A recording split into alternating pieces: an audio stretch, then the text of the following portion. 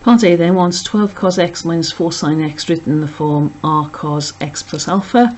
So if we expand this side here, we get r cos x cos alpha minus r sin x sin alpha.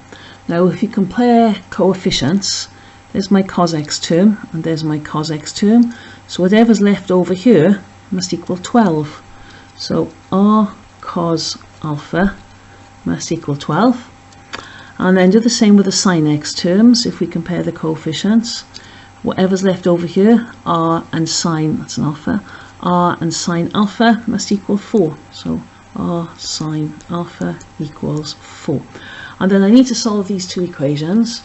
So r squared is 12 squared plus 4 squared. So r is going to be the square root of 144 plus 16, so 160. If you prefer, you can write this as 4 root 10, or if you want a decimal, 12.6. Any of those three answers are fine.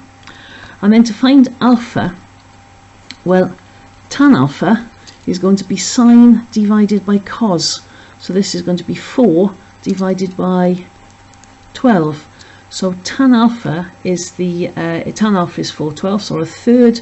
So alpha is the inverse tan of a third, which gives us 18.43 degrees. Part B then wants us to solve the equation 12 cos x minus 4 sin x equals 7. So what we're going to do with this one is replace the left hand side with what we just found out in part A. So this is 4 root 10 cos x plus 18.43 degrees, and that's equal to 7. So divide both sides by 4 root 10.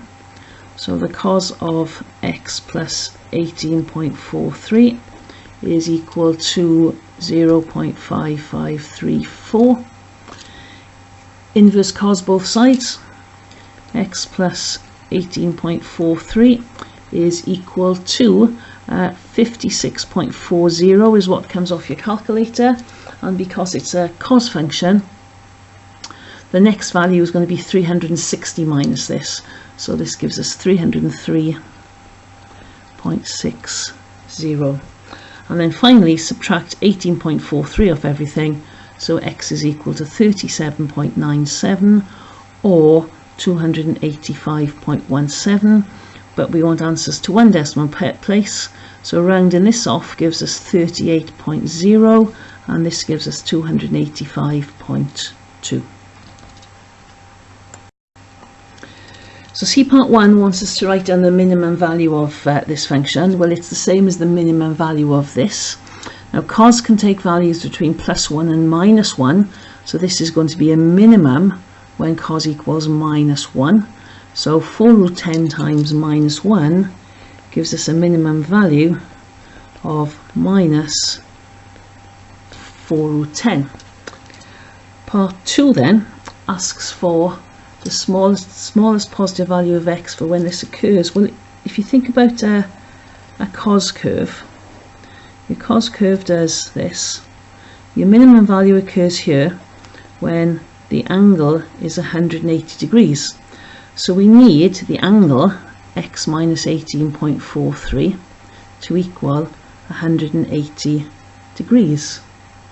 So, oh sorry, x plus 18.43. So if you then subtract 18.43 off both sides, x becomes 161.57 degrees.